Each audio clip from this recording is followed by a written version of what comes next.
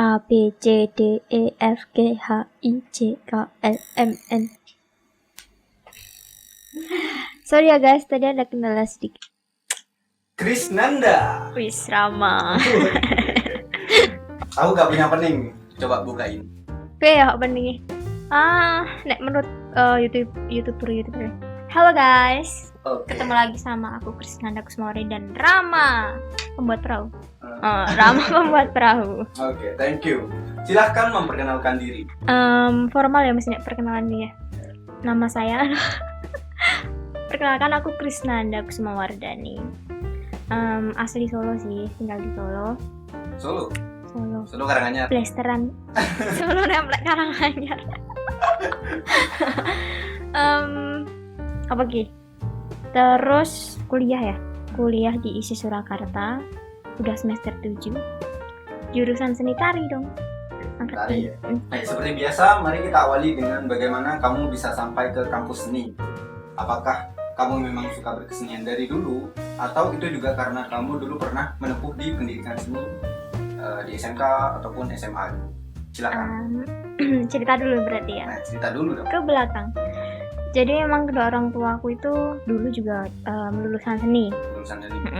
Ibu jadi jurusan tari, bapak pedalangan. Kalau masalah mengenal seni itu emang udah dari kecil ya. Terus TK sampai akhirnya di SMKI. Oh, SMKI. Jurusan seni tari. SMKI-nya berarti seni tari juga. SMKI-nya jurusan seni tari, terus lanjut ke ISI. Gitu sih. Dulu sebenarnya nggak pengen ke seni tari sih, dulu pengennya IPA. Oke, ini malah kebalik lagi. Kebalik. Pengennya ke jurusan IPA karena kan ini nggak sing pintar-pintar banget tapi nggak sing bodoh-bodoh banget lah aku. Pengen jurusan IPA tapi pengen masuk SMA yang favorit yang udah aku bidik dari dulu. Tapi nggak lolos, ya udahlah. Sakit hati lah aku. Apa karena memang kayak capek, kayak bosen gitu? Enggak, karena emang passing grade waktu aku itu naik banget, jadi nggak sesuai ekspektasi aku, jadi aku turun. Jadi ya udah, daripada ke swasta nggak mau. Pelarian sih, agak sedikit ada pelariannya sih. Tapi berarti memang orang tua berarti mendukung untuk ke kampus seni gitu berarti? Sebenarnya sejatinya orang tua aku tuh bukan yang kayak mendirect anaknya harus kemana tuh, nggak, bebas aja. Yang penting kamu komit sama apa yang kamu pilih. Kita masuk ke seni tari. Tadi kan kamu bilang jurusan seni tari. Ini aku mau nanya sebagai orang awam ya. Sebenarnya apa aja yang kalian pelajari sih di jurusan tari? Kalau aku di seni rupa kan ada kayak nirmana, sketsa, drawing dan semacamnya. Nah, kalau di jurusan seni tari itu kayak ada apa aja gitu sebenarnya? Yang pastinya tari. Nah, tari ini mayor kita itu tari tradisi gaya Surakarta. Nah, yang kita pelajari selain tari gaya Surakarta dulu ya. Gaya Surakarta itu, Surakarta sendiri itu sebenarnya punya dua gaya, Mangkunegaran sama Kasunanan. Tapi yang kita pakai di kampus ini mengarah ke gaya Kasunanan. Berarti memang belajar dari yang budaya dulu, yang udah dijaga tradisinya dulu berarti. Itu sebagai kayak dasarnya. Kalau di ISI Solo itu tari tradisi gaya Surakarta. Habis itu nanti kita dapet tari daerah lain, dari Bali, Sunda, Sumatera dan lain sebagainya. Ada koreografi juga. Jadi selain kita dituntut sebagai penari, kita juga dikasih pengalaman untuk berkreativitas membuat tari. Di seni tari itu berarti ini gak kayak sama-sama dari nol juga gak? Yang masuk jurusan tari itu ada gak yang memang bener nol banget gak ngerti tari tapi dia masuk ke seni tari? Banyak banget sih. Jadi nah, ada itu gimana? Itu kayak gini. Jadi waktu kita pertama masuk ke jurusan tari waktu semester 1, kan ada yang udah bisa nari, ada yang belum sama sekali, ada yang bisanya nari dari daerahnya masing-masing, ya, sesuai pengalaman masing-masing. Nah, itu kita dari nol semua. Aku anggap kita nganggapnya dari nol karena ISI itu punya apa ya, kayak punya standarisasi sendiri gitu loh dalam ketubuhannya. Jadi kita memang benar-benar semua belajar dari nol meskipun membawa latar belakang masing-masing. Sama aja berarti ya, karena di seni rupa juga kayak ya dari nol gitu, meskipun kamu sejago apapun, ya kamu disuruh kayak belajar dasar lagi gitu. Berarti di tari juga sama. Nah, tugas-tugasnya tuh gimana gitu? Kalian kan menampilkan tarian gitu. Kalian yang kalian pelajari. Dan misalkan ya beberapa tarian yang kalian pelajari itu di setiap semester tuh berapa gitu? Gimana tugas-tugasnya tuh gimana gitu? Wah, itu sih kayak drama banget. Kok malah drama? Soalnya gini, kita kan nggak ngerjain tugas yang kayak, karena kebanyakan tuh kita kelompok. Jadi semua tuh nggak bisa dikerjain sendiri-sendiri tuh nggak bisa. Dari tari putri sendiri ada tugas sendiri. Tari gagah juga punya materi sendiri. Tari alus punya materi sendiri. Koreografi, belum tari gaya lain, itu biasanya 3. Nah, itu yang bikin kita kewalahan biasanya itu, misalnya satu hari ini ada 2 mata kuliah yang praktek. Jadi tuh kita kayak bingung aja latihannya gimana gitu, karena kita harus bareng-bareng. Jadwal satu orang ini beda-beda. Kita harus bikin jadwal dulu nih sama teman-teman untuk bisa belajar buat materi besok. Ya kalau individu masih enak, kalau kelompok itu susah. Nah, tugas-tugasnya tuh gimana? Per semester berapa atau berapa tarian atau gimana sih? Jadi kalau biasanya itu per semester itu kan ada 2 materi. Kalau yang tradisi ya tadi kayak Surakarta yang paket gitu. Nanti semakin semesternya bertambah, nanti tambah lagi deh, dia dikasih ada pola lantainya gitu. Kita presentasi tari paket, tari gaya, tari tradisi tapi pakai pola lantai gitu. Selain itu kita juga kalau ujian tuh disuruh bikin deskripsinya. Jadi deskripsi geraknya itu satu, misalnya hitungan berapa sampai berapa itu geraknya apa, tangan ngapain, kaki ngapain, kepala ngapain, pandangannya kemana, itu juga. Selain itu sih ya, itu sih. Kalau susahnya nggak ada sih. Paling siap. Enggak, karena mayoritas susah. Jadi kalau untuk mana sih yang susah tuh? Ya nggak bisa ya, semua sama rata tugasnya tuh. Paling yang ini sih yang paling bikin ini sih, kita habis praktek harus teori, itu sih agak kecongtalan sebagai cewek ya. Pasti dandan belanja. Masa habis keringetan nari terus kamu harus praktek, harus teori ya kan, berarti butuh waktu lama untuk touch up gitu lah usahanya kalau anak tari.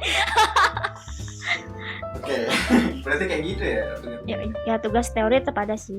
Nah, untuk produktifnya di anak tari gitu, karena yang kita tahu cuma ya anak tari ya udah nari gitu kan.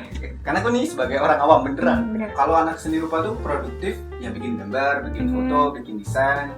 Kalau film ya bikin video, dan kalau anak tari bikin apa gitu. Produktif tuh gimana? Bikin tarian barukah atau gimana lah pokoknya? Yang pertama ya, kalau kita masih ada kuliah, yang pertama produktif pasti latihan berarti. Latihan. Terus masalah ketubuhan kita tuh, setiap tarian, genre tarian tuh punya ketubuhan masing-masing. Jadi kayak nggak cukup tuh latihan cuman sehari aja. Nah, setiap mata kuliah ini punya porsi sendiri-sendiri untuk belajar gitu loh. Jadi untuk menguasai tari putri ya latihan sendiri lah putri. Jadi ya latihan itu sendiri tuh udah menyita banyak waktu gitu. Karena kita latihan ketubuhan, masih latihan rasa, kan nanti pakai rasa. Gitu, masih kita harus dengerin musiknya, harus menguasai musiknya. Iya, emang agak ribet, makanya anak tari ribet kayak aku. Ribet banget. Terus selain itu proses di luar juga. Jadi kalau aku misalnya aku ikut paguyuban tari di Mangkunegaran ya, berarti belajarlah gaya lain di Mangkunegaran gitu. Terus selain itu mungkin bisa juga sama bantu kakak tingkat yang ujian, itu juga termasuk produktif. Terus bikin karya sendiri. Bikin karya sendiri contohnya? Contoh? Kalau aku sendiri sih tuh belum memproduksi karya yang kayak the real ini aku gitu, tapi masih yang kayak ke arahnya ke komersil, kayak misalnya untuk lomba apa ya bikin untuk lomba itu gitu. Kalau misalnya ada minta tolong, Mbak besok ini dong tari ini musiknya gini, nah bikinlah sesuai sama yang customer mau dulu gitu. Karena aku sendiri belum memproduksi karya yang memang itu aku. Pernah sih zaman SMKI malah. SMKI gimana tuh? Itu waktu zaman SMKI kelas berapa gitu ya, kalau aku lihat lagi videonya yang guyu sih, Mbak, itu kan proses ya. Itu dulu waktu itu aku ngangkat cerita Sarpo Penoko gitu, aku match antara tradisi sama nggak tradisi. Nah, kalau di tari ya, kalau di seni rupa kan gini, ketika kita punya CV kan pasti kan. Nah di CV kalau di seni rupa itu biasanya kan dia pernah ikut pameran di mana, pernah ikut lomba apa aja, pernah ngisi acara di mana gitu. Nah kalau di seni tari gimana? Apa yang kalian masukin gitu? Apakah kalian pernah nari di mana atau gimana? Ya hampir sama sih, kayak misalnya ikut opening apa gitu, acara hari nasional apa gitu misalnya, itu kan banyak kan event di Solo ya, event di Solo gitu. Terus hari Pancasila gitu misalnya. Terus CV-nya ya kamu ikut workshop, ikut seminar, terus sama ya tuh karya tadi, pernah jadi koreografer apa aja kamu, gitu, pernah jadi penarinya gitu. Hampir sama sih berarti ya. Ya sama sih. Masih di topik seni tari nih. Sekarang kan lagi marak-maraknya aplikasi TikTok ya. Mantap. Iya, Yang dimana orang tuh kayak banyak banget orang yang jadi dancer dadakan gitu. Nah, tanggapan kamu sebagai orang yang memang berkecimpung di dunia tari gitu, melihat konten-konten joget dengan tanda kutip saling tiru-meniru, satu nari A, semuanya nari A gitu, satu goyang ini, semuanya goyang ini. Nah, tanggapan kamu apa? Karena yang aku tahu, kamu juga main TikTok kan? Iya. Tapi yang aku lihat sama teman-temanmu, kalau kamu bikin TikTok itu beda gitu. Kayak kamu bikin gerakan yang beda banget gitu, sebenarnya yang menunjukkan ini loh anak seni gitu. Kayak tiba-tiba bikin koreografi dadakan yang beda banget sama TikTok yang mungkin kalau kamu niru gaya itu, kamu bisa viral loh, mungkin. Gitu. Sebenarnya yang pertama ya, aku bukan TikTokers gitu. Oke. Aku kan aku kan dikontrakan sama teman-teman nih. Dua temen aku ini tiktokers banget, hampir setiap hari tuh konten TikTok keluar tuh dari dia. Tapi mereka beda loh yang aku lihat gitu. Sebenarnya sama, mereka juga cloning pula, niru juga. Nah, tapi karena mereka itu basic modern dance-nya juga bagus, jadi memang ketubuhannya lebih enak aja mungkin kalau kamu lihat. Kayak lebih santuy, asik aja kan, mereka anak tari guys. Kayak Novi. Si Novi aktif banget. Si Rina, kamu kapan-kapan panggillah dia kesini tuh untuk masalah TikTok, dia lebih paham-pahamnya. Tapi dia beda sih, aku lihat tuh kayak gerakannya tuh ini loh bener-bener yang ya ini loh dia gitu sih. Banyak di TikTok yang sama sih, kayak punya kualitas yang sama kayak Novi sama kayak Rina gitu banyak. Tapi kalau kita bikin berlima tuh, pasti kita cari yang ini bisa semua nih gitu, bisa semua gitu. Kalau ngikutin si style Novi banget ya nggak bisa juga kita. Aku nggak bisa karena latar belakangnya aku tradisi banget ya ketubuhannya, jadi kayak aku dulu malahan. Jadi ini ulah. jadinya tuh kita pasti kalau mau TikTokan yang kita bisa semua. Nanti kita belajar dulu Hamin satu belajar dulu, besoknya kita tag video. Kalau menanggapi teman-teman ya, selagi itu positif nggak apa-apa sih. Kayaknya banyak gak positif ya. Yang nggak positifnya joget yang mana? Yang gini, yang mana? Yang pantatnya doang. Karena aku yakin cowok tuh gak mau lihat dia cantiknya gimana, gak mau lihat itu. Karena yang dilihat tuh pasti yang lain. Yes. balik lagi sih, sebenarnya dia membuat konten itu tujuannya untuk apa. Terus sih kalau kita emang nggak ada ke arah viral ya, tapi emang ya pengen aja gitu, seru-seruan aja gitu. Dan itu nggak jadi rutinitas juga kalau buat aku. Pengen aja, kalau lagi pengen aja bikin. Oke. Nari kan bisa dibilang berkarya ya. Nah, selayaknya berkarya pasti ada maksud dan tujuan tertentu. Entah itu menyampaikan keresahan atau menjaga kearifan budaya yang ada. Jadi pertanyaannya, bagaimana cara kita mengetahui, aku nih sebagai orang awam nih, bagaimana cara kita mengetahui pesan yang ingin disampaikan dalam sebuah tarian atau kisah apa yang diangkat? Kalau dari aku pribadi, tarian yang aku tonton ya, kalau itu judulnya udah jelas, mungkin aku bisa paham. Dan kalau gerakannya atau koreografinya cukup jelas, apa dia bertarung, contohnya aku masih bisa mengerti. Nah, ada tarian yang memang kayak gerakannya tuh udah gak jelas banget gitu ya. Kayak sebagai orang awam gitu, kayak ini apa sih gitu. Nah, itu gimana cara kita melihat gitu, membaca gerakan itu? Oke. Sebenarnya ada beberapa metode. Kuliah ya, oke. Nanti kalau ada yang salah bisa komen kalau misalnya aku ada yang ngomongin menurut aku, ini setahu aku sih. Jadi untuk pesan apa sih yang disampaikan oleh tari itu gitu ya. Yang pertama, tari itu sebenarnya adalah simbol. Jadi untuk mengerti simbol itu sebenarnya Anda perlu belajar. Berarti sama kayak kalau seni rupa kan menggunakan simbol, metafor dan sebenarnya. Berarti di tari juga menggunakan itu. Kalau tari tradisi ya perangkat simbol kita ya gerak-gerak tradisi. Kalau koreografi ya bebas, itu saya eksplorasi atau sebuah penemuan tubuh ya. Nah, untuk mengerti itu biasanya kan didirect dengan menggunakan judul, tema, dan sebagainya, sinopsis gitu. Kalau memang semua sinopsisnya nggak mengarah atau kurang jelas, terus judulnya adalah yo nggak absurd gitu ya, terus gerakannya juga nggak yang jelas banget itu perang atau apa. Nah, sebenarnya seni itu, karya itu sendiri multitafsir. Jadi kembali ke penontonnya menafsirkan seperti apa. Jadi semakin multitafsir, semakin mereka bisa merasakan, itu semakin bagus gitu. Jadi nggak harus sama dengan apa yang koreografer maksud. Jadi kalian bisa menafsirkan sendiri.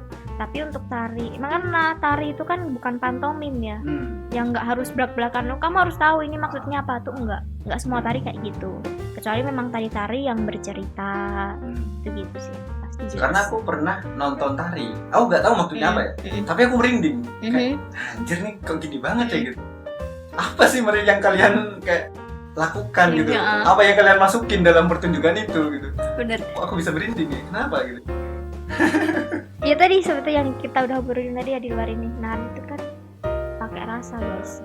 Jadi apa sih yang bikin dia tuh connect sama audiens? Sebenarnya kan tari kan mengungkapkan, mengkomunikasikan lewat gerak dengan audiens. Jadi ketika audiens itu meskipun pesannya nggak sejelas itu, tapi ketika kamu bisa merasakan, ya itu udah yang bagus karena dia menggunakan emosi juga waktu menari, pemusiknya juga, dan tempat dan segala kostum juga ya pasti. Kostum banyaklah elemen-elemen yang mendukung si pertunjukan ini gitu sih. Oh sih kalau aku lihat sih. Iya sih, rumit banget sih kalau aku lihat, kayak pas hari tari dunia. Itu gila sih. Ribetnya minta ampun. 24 jam menari. Pernah berkontribusi gak sih? Kita jurusan tari itu selalu harus semua mahasiswa berkontribusi dalam. Kamu pernah berkontribusi di bagian apa? Narinya pernah. Waktu itu opening ya, kayaknya opening atau closing ya, kan subuh-subuh aku nari gitu. Hampir telat karena ketiduran. Terus situ jadi kru panggung yang harus kita kayak misalnya dapat jam 1 ya harus on gitu, jam 1 malam gitu. Terus jadi LO juga pernah. LO tuh yang kalau aku tuh yang kayak kepartisipannya gitu kayak terakhir deh. Cepet banget terakhir. Bukan. Sebentar. Oke. Terakhir tentang seni tari. Wis, terakhir tentang seni tari. Ini juga banyak ditanyain teman-temanku juga ya mungkin ya. Dan kemungkinan juga tetanggamu atau saudaramu itu juga pernah menanyakan ini mungkin. Kalau jurusan tari, banyak nih kayak pertanyaan apa? Pasar kerjanya tuh kemana gitu? Sebenarnya kalian tuh mau kemana gitu sih? Mau kerja apa segala macam? Mungkin itu sering ditanyain. Silahkan LPPM kampus ISI Surakarta bisa menjawab, bisa membantu saya menjawab. Jadi output Anda ini apa? Mungkin banyak banget sih, gak sih yang nanya gitu? Iya benar banget. Terus kamu jawabnya apa? Ya, ini tuh PR juga buat kampus kita sih. Jadi output kita tuh sebenarnya mau kemana gitu. Kita kan sarjana seni murni ya, benar-benar murni. Kalau mau jadi guru juga harus sekolah lagi, kan? Kalau aku sih apa ya? Pertanyaannya bahaya banget. Kalau aku sendiri sih nggak. Kalau aku sendiri tuh bukan orang yang bingung. Besok jadi apa ya? Aku tuh nggak. Karena memang aku tuh orangnya tuh ya semoga terwujud. Emang jadi tetap pengen jadi ilmuwan sih. Aduh, tinggi banget. Pengen tetap jadi dosen. Oh dosen. Tapi ya minimal profesor. Ya Allah, amin. Jadi gini loh, kalau menurut aku, kalau semua lari ke penari ya, semua pengen jadi penari ya. Penari mah di Solo gila udah banyak banget. Jumlahnya tiap tahun nambah ya. Tapi yang perlu aku sendiri sadari bahwasanya kalau untuk menari, melestarikan budaya, teman-teman aku yakin sama teman-teman pastilah semua terhandle. Tapi ada sisi lain nih yang harus kita sadari bahwasanya tari itu keilmuan juga, keilmuan tari yang memang harus ada orang yang memang konsisten atau orang yang fokus sama keilmuannya juga gitu. Nggak semua jadi penari, tapi ada juga yang melestarikan budaya itu dengan caranya sendiri, termasuk. Karena kalau yang aku tahu ya, kalau mungkin jadi dosen, jadi guru tadi mungkin masih aman lah, masih aman. Ada yang jadi koreografer. Nah, koreografer pun itu juga, kalau yang aku tahu, aku udah tahu juga sih. Kalau yang koreografer untuk acara besar itu pun jarang gitu. Dan untuk merambat ke situ tuh kayak ya susah banget. Kan? Mau ngahek siapa sih dosen isi yang dia bikin koreografi waktu SEA Games? Mas Eko ya? Nggak tahu, aku nggak tahu. Ya kayak, iya Mas Eko Supriyanto, dia tuh kan punya Ekos Dance Company itu ya. Iya itu. Dan dia mau kesana pun gila. Iya, prosesnya kan lama juga. Nah, itu tergantung kita seberapa kita komitmen sama apa yang kita cita-citakan sih. Untuk jadi seperti Mas Eko ya, silahkan untuk berproses ke sana gitu. Fasenya nggak akan semudah itu gitu. Kita harus mulai dari sekarang, karena jadi koreografer itu bukan semata-mata jadi koreografer. Enggak. Aku juga kaget waktu yang SEA Games gitu. Ini orang isi gitu. Bener. Dan semua penarinya hampir semua anak isi kan. Beneran? Wah, beneran itu anak jurusan tari berangkat semua aja. Enggak hampir semua sih. Aku enggak sih. Beneran. Kamu buka deh tuh di Instagram beneran. SEA Games, Para Games itu kebanyakan semua partisipannya dari koreografernya tuh semua anak isi. Teman-teman aku satu kelas banyak kok yang berangkat. Keren banget. Mantap nih. Aku minum dulu deh, kalau bahas ini panas. Gila, branding kayak gitu. Bener-bener emang 2018 kayak ya, sekitar 2018 ya. Keren banget sih emang. Masih banyak lagi sampai melanglang ke dunia. Beneran. Kayaknya dari tadi pertanyaannya serius terus ya. Serius banget, aku sampai pusing. Sekarang kita beralih ke topik yang penting-penting. Sekali lagi kan kita belum lama kenal kan? Iya. Belum setahun ya? Setahun, sebulan. Kapan toh masuk YBS tuh berarti? Aku tahu kamu YBS, tapi kan kamu belum kenal aku waktu YBS. Nah, kita kan belum kenal lama ya. Nah, kamu kan kemarin nunjukin beberapa gambar kamu yang kamu buat sendiri. Lalu menurut aku itu cukup bagus dan punya karakter gitu. Dari kapan sih kamu suka gambar gitu? Kenapa gak diterusin gitu? Apa orang tua kamu gak mendukung kah, atau memang pilihanmu sendiri? Gimana ya? Aku tuh orangnya tuh yang ini jadi problem aku sih secara pribadi. Aku tuh orangnya tuh bisa dikatain banyak hal yang aku mungkin bisa, tapi semua tuh nggak maksimal. Kayak tadi kan kita sempat rapat ya. Kamu main gamelan, main gender. Gender. Pokoknya aku kan gak tahu, pokoknya kamu bisa main alat musik. Apa aja sih yang kamu bisa? Ngelayu bisa. Enggak. Oke. Nari lah pastinya ya. Nari. Tadi di situ karawitan, vokal Jawa sih. Nyanyi, bisa. Dulu ya itu ceritanya panjang, aku sempet nggak mau nari kan, karena kayak membuka aurat gitu lah, cuman namanya juga anak SMP ya dengan umur yang segitu. Terus ya udah kalau nggak mau itu yang lain gitu kata bapak. Ya udah nyinden kataku, nyinden. Emang kalau macopat, lomba macopat tuh dari SD sih. Terus nyinden, ya udah nyinden. Habis itu SMKI ya. Menurut bapak tuh harus bisa semua, harus kamu pelajari gitu. Karena ketika kamu turun di masyarakat, dia nggak akan mau tahu kamu anak tari ya. Setahu mereka ya kamu bisa apa aja gitu. Nah mungkin ini sih, mungkin yang bisa aku seneng dari seniman-seniman yang dulu yang udah legend banget. Yang aku seneng tuh mereka bisa banyak hal. Itu sih. Apa kamu juga berpatokan sama itu? Kalau aku itu. Ini yang berkontribusi bapak sih sebenarnya, berkontribusi banyak sih. Aku juga menggugat.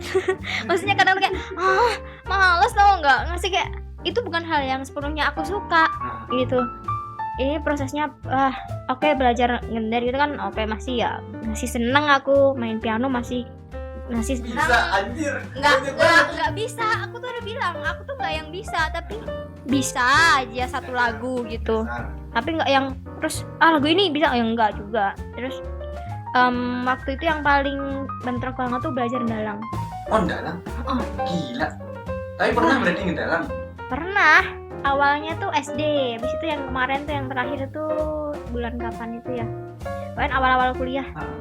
Buset, banyak banget. Jadi itu memang terima kasih Bapak ya. Meskipun aku berantem waktu proses belajarnya tuh berantem sama bapakku. Aku bad mood kan, aku mudian orangnya. Wis.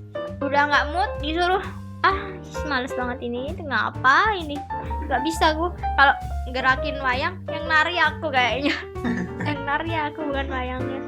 Tapi bapak memang tahu ya kalau kamu bisa gambar juga? Tahu, dari SD STK itu aku lomba gambar. Yes, Lomba mewarnai, jadi mewarnai. Terus ketemu di dia itu juga di lomba mewarnai. Dia juara. Dia juara berapa, aku juara berapa, tapi kita belum saling kenal. Nah, kita dapat piala dari isi itu. Pialanya bagus dari isi set. Waktu kuliah, aku ceritain nih pialaku. Lah, kamu ikut lomba itu juga katanya. Iya ikut. Berarti kita menang bareng tapi kita belum kenal gitu katanya. Gitu. Udah sih itu sih aku. Kalau untuk gambar emang dari itu suka gambar. Dari kecil suka. Padahal bagus loh. Enggak, itu niru. Sorry ya guys. Itu niru semua sih. Ada yang aku gambar, cuma aku kebanyakan tuh masih suka pengen gambar nih, cari yang pengen aku gambar, aku gambar. Tapi kelihatan gitu, karaktermu tuh masih gini ya, keren sih gitu. Anjir, bisa banyak hal nih anaknya. Narsis aku kalau kamu tanya ini tuh. Waduh, langsung keluar sombongnya. Ya, sombongnya langsung keluar. Tapi itu tadi sih aku nggak mahir semua, cuma bisa aja. Bisa. Bohongin juga bisa, bohongin orang. Penari berarti sama juga dong sebutannya, seniman gitu, tepat kan? Seniman. Untuk diklaim jadi seniman sih tergantung masyarakat, tergantung orang yang ngeliat. Nah, ini nih, kenapa orang terutama di mahasiswa kita lu aja kali di kampus ini lah, di kampus ini kebanyakan masih dia ragu menyebut dirinya seniman. Kenapa itu? Kalau menurut kamu gimana? Karena kalau yang aku pikirkan ya, kalau kamu memang bergerak di seni, kamu berkarya, kamu berproses segala macam, kamu menghasilkan karya, ya udah kamu juga bagian dari seniman. Kalau menurut aku ya, pada dasarnya tuh seniman tuh butuh pengakuan guys. Nah, jadi mungkin ketika kita aku bukan seniman, aku seniman loh gitu, karena mungkin aku sendiri belum mendapat pengakuan dari masyarakat atau orang sekitar aku bahwasanya memang aku seorang seniman. Terus mungkin juga karena aku nggak kan kita butuh konsistensi nih ya untuk nge-branding diri kita sebagai seniman. Nah, aku sendiri juga belum bisa konsisten untuk berkarya terus, menari secara konsisten tuh belum. Jadi karena memang aku sendiri juga masih mencari ini, aku mau kemana sebenarnya, masih nyari ya. Terserah, kembali ke orangnya melihat aku sebagai seniman, penari atau apa. Kalau dari orang-orang awam biasanya ya manggilnya seniman. Penari gitu. Wah, ini seniman nih gitu. Orang waktu aku naik bus ya, ada bapak-bapak duduk samping aku. Ya aku senyumin dong, senyumin Pak gitu. Terus mbaknya sekolah di mana katanya? Sekolah di sini Pak gitu. Jurusan apa? Tari. Oh, pantesan kelihatan di mana Pak? Senyumnya, alhamdulillah gitu katanya kan. Senyumnya. Bedanya apa coba penari sama nggak penari? Sama aja. Makanya tuh pernah waktu aku belanja baju kayaknya. Belanja baju gitu. Terus Mbaknya anak isi ya? Kok tahu? Kelihatan Mbak, kelihatan kumut-kumut ya lah gituin. Enggak Mbak, kelihatan beneran Mbak, beda soalnya katanya tuh lebih grapia kata nih, grapia ya apa sih bahasanya? Ramah. Amburadul. Oh bukan, lebih kayak sama orang tuh lebih ekspresif, lebih ramah. Mungkin aku yang mudeng deh iso ngomong ngono. Enggak cuma sekali dua kali itu. Gitu ya. Gini, kalau untuk diakui sebagai sarjana seni kan, kalau kamu udah punya titel pasti sarjana seni. Tapi kalau untuk seniman itu sendiri kembali sih, itu kan sebuah pengakuan masyarakat. Kadang kita sendiri juga nggak tahu apakah kita sudah diakui sebagai seniman atau belum, ya nggak sih? Tapi yang terpenting untuk aku bukan tentang seberapa jauh kamu melanglang ke dunia, tapi seberapa besar kontribusi kamu ke dalam bidang yang seniman ini, yang seni ini tadi gitu. Entah apapun itu, entah itu sebagai penari, sebagai koreografer ataupun apa. Yang penting kamu punya kontribusi yang itu konsisten menurut aku itu udah ya seniman wes. Siap. Kalau aku itu terserah kalian. Oke, terakhir nih. Nah, ini baru terakhir. Beneran terakhir. Kalau di seni rupa itu pernah diajarin menggambar tanpa menghapus. Ini soal gambar lagi. Nah, coba aku tantang kamu nih berarti. Hah? Aku nggak punya inspirasi kalau suruh menggambar. Gini aja, ilustrasikan aku dengan style gambarmu. Terserah, pokoknya secepatnya kamu seberapa, udah jadi nanti aku tampilin.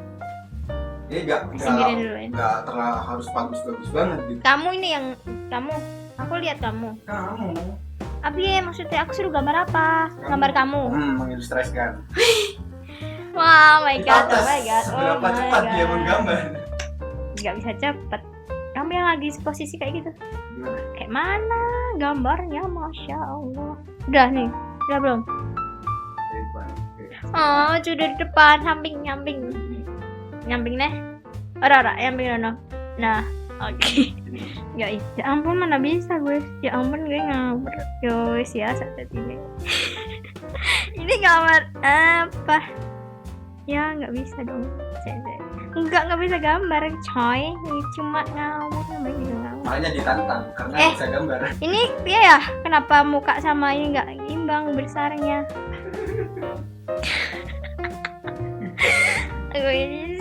Yaudah lah, kayak tengkorak ya udah apa lah ya. Raisai meripatnya stres. Tunjukin agak kamera sini. Oh, ini 1, 2, 3, cara. Kelihatan. Nanti aku foto dan terus tampilin. Yuk, kan sketsa kan? Lah, aku biasanya gambar nih HP yang ini. Oke. Yes. Thank you banget Nanda udah mau menyempatkan diri buat sharing di sini. Tutup. Biasanya enek kata-kata udah enek tutup. Nek penutupan enek kata-kata mutiara sih. Terserah, kayak gak apa-apa. Gua mikir gitu. Jadikan itu masa depan. Ya aku sempet nulis di itu whiteboardnya Rama. Jadikan itu masa depan dan apa sih? Bukan hanya mimpi. Oh, jadikan itu masa depan kamu bukan hanya mimpi, karena itu prinsip aku banget. Siap. Jadi jangan cuma kan mimpi gratis, jangan cuma kamu mimpi aja, tapi jadikan itu kenyataan masa depan kamu, bukan lagi mimpi. Ya udah tutup. Apapun bidang kalian ya, Mas, apapun itu. Yang aku pesen adalah ya udah semangat terus melawan COVID. Aku juga sumpek ya pun mau ngapain kuliah. Udah gitu aja. Sampai jumpa di lain kesempatan bersama aku. Kalian pasti kangen sama aku karena aku ngangenin. Gitu sih. Oke, thank you. Semangat, jangan patah hati. Loh. Makasih Rama, makasih semuanya. Thank you.